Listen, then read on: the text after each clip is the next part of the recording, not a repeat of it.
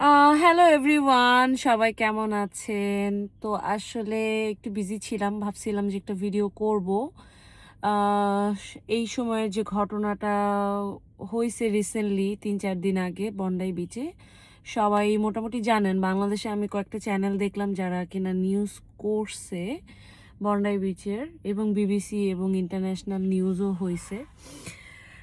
So এটা বলতে পারেন আমাদের দেশে, জানি না যারা দেখবেন ভিডিওটা অনেকেই হলি আর্টিজানের কথাটা মনে আছে। তো এটা ঠিক হলি আর্টিজানের একটা ঘটনার মতোই, কিন্তু ডিফারেন্সটা শুধু এখানে যে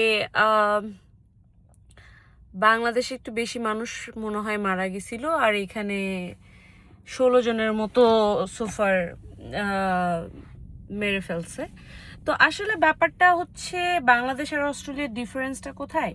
অনেকেই বলতেছে, আমি একটা পোস্ট দেখলাম বাংলাদেশের নিউজের পোস্টের নিচে অনেকে কমেন্ট করছে যে সারা পৃথিবীটাই কেমন জানি হচ্ছে, আর শান্তি নেই কোথাও। আবার অনেকে বলতেছে হ্যাঁ এরা মুসলমান না, এদেরকে ঠিকই আছে, এরা ওয়েস্টার্ন জীবনযাপন করেন।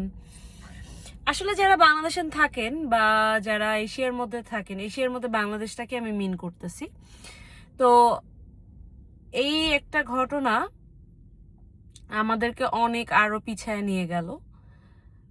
আর এই ঘটনা অস্ট্রেলিয়ার জন্য অনেক বড়, কারণ আসলে যারা অস্ট্রেলিয়ায় নাই বা কখনো আসেন নাই, বা শুধু একটা নিউজে আপনি অস্ট্রেলিয়াকে জাজ করতে পারেন না। তো এই ধরনের ঘটনা সারা পৃথিবীতেই কম বেশি হয়ে থাকে, বাট অস্ট্রেলিয়া হয়েছে এটা বিশেষ করে অনেক অনেক সিরিয়াস। কারণ এখানে না, মানে ডেলি হওয়ার মতো কোনো ঘটনা নাই বাংলাদেশের মতো।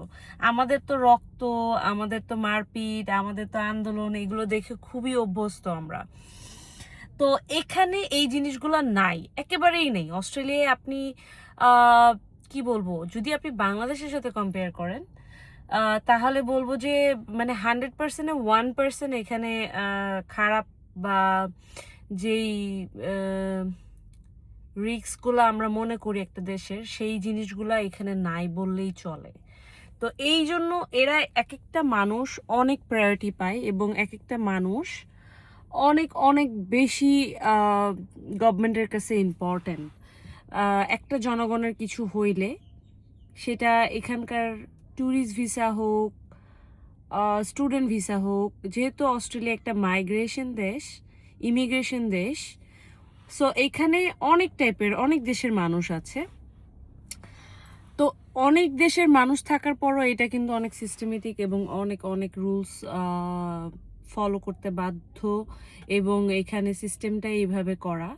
তো এখানে অপরাধের প্রবণতা 1%। সো এখানে এই ঘটনা অনেক বড়। আমি জানি বাংলাদেশে এরকম একটা কিছু হইলে মানুষ, এখন আমরা এত ইউজ টু হয়ে গেছি বাংলাদেশে মারামারি, খুন করে ফেলা, মেরে ফেলা, এগুলো আমাদের কাছে খুবই নর্মাল ব্যাপার হয়ে গেছে। আমরা শুধু নিউজ শুনি এবং আফসোস করি, বাট প্রশাসন বা আইন বা আম, যেটা বিচারের ব্যবস্থা, সেটা আসলে অনেক অনেক লেট। বাট অস্ট্রেলিয়ায় যেটা, এখানে ইনস্ট্যান্ট একটা ঘটনা ঘটলে এটাকে নিয়ে খুবই প্রায়োরিটি দেওয়া হয় এবং এটাকে খুবই মূল্যায়ন করা হয়, এবং নেক্সটে যেন না ঘটে সেটার জন্য তারা দীর্ঘদিন যাবৎ কাজ করে যায় এবং সেটাকে মাথায় রাখে যে না, এরকম একটা ঘটনা হয়েছে, সো তাদেরকে আরও কেয়ারফুল হতে হবে। সো এটাই ডিফারেন্স। তো এই ডিফারেন্সটা অনেক অনেক অনেক ইম্পর্টেন্ট, যে আপনি কতটুকু আপনার জনগণকে প্রায়োরিটি দিচ্ছেন এবং জনগণের জন্য কাজ করতেছেন। সো এটা আসলে খুবই একটা দুঃখজনক ঘটনা। আমি আমার মানে কি বলবো, মানে 200 বছরের রেকর্ড হয়তো, বা এত মানুষ একসাথে মারা গেছে অস্ট্রেলিয়ায়, আর ওরা বাইরের, মানে যে এই হামলাকারীর সাথে যুক্ত ছিল ছেলেটা, ও আসলে অস্ট্রেলিয়ার সিটিজেন, বাট অন্য দেশের, অনেক দিনই অস্ট্রেলিয়ায় ছিল, বাট বংশগতভাবে সে ভারতীয়।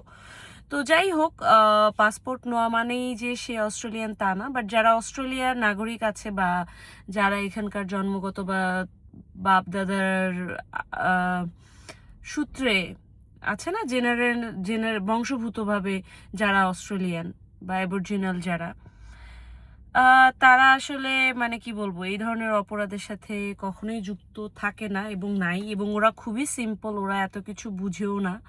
মারামারি তো একেবারেই না। হ্যাঁ, ওদের রাগ আছে, হঠাৎ রেগে যায়, গালাগালি করবে মুখে, এতটুকুই। হ্যাঁ, এর বাইরে আপনার এই ধরনের ক্রিমিনাল চিন্তা আসলে ওদের জন্য অনেক বড় ব্যাপার। ওরা একদমই ইউজ টু না এই ধরনের ক্রিমিনাল ব্যাপারগুলোর সাথে। তো যাই হোক, সবাই দোয়া করবেন। আমার বন্দাই বিচ খুবই খুবই ফেমাস একটা জায়গা এবং আমার খুব পছন্দের, আমার বাসা থেকে খুবই কাছে। সো আমি আসলে প্রায়ই বন্দাই বিচে যাই এবং আমি ইউজ টু ছিলাম। তো আল্লাহর কাছে শুক্রিয়া, যেদিন ঘটনাটা ঘটে ওই দিন আমি ছিলাম না, মানে বন্যা এলাকায় ছিলাম না। বাট আমি শুনে খুবই অবাক হয়েছি। সবাই দোয়া করবেন, যারা নিহত হয়েছে তাদের জন্য। কি বলবো, মানে আমি জানি না কি বলা উচিত, বাট এটা আসলেই তারা নিরপরাধী বলবো, নিরপরাধ। তো নিরপরাধ মানুষকে এভাবে গুলি করে মারা, যে যে ধর্মেরই হোক, তারা যদি খ্রিস্টান হয়ে, আমরা এজ এ মুসলিম আমরা এই দেশে এসে আছি, বা বিভিন্ন ধর্মের মানুষ এই দেশে বাস করে সেফলি, নিরাপত্তাভাবে, তো আমাদেরও উচিত তাদেরকে কোনো হার্মফুল বা তাদের ক্ষতির, যে যে ধর্মেরই হোক, সবারই একটা আলাদা ওন, মানে কি বলবো, নিজস্ব স্বাধীনতা আছে। তো এখানে ফোর্স করা, জোর করে কোনো কিছু বলা এবং কারো কে হ্যাঁ ও এই ধর্মের দিকে তাকে মেরে ফেলা উচিত, কোনো ধর্মই আসলে এটা বলে না যে আপনি মানুষকে মেরে ফেলেন। আর আপনি যেরকম আইন নিজের হাতে নিতে নাই, ঠিক সেভাবেই আল্লাহ বলছে যে তুমি কাউকে কোনো কাউকে মেরে, কাউকে শাস্তি দিয়ে তুমি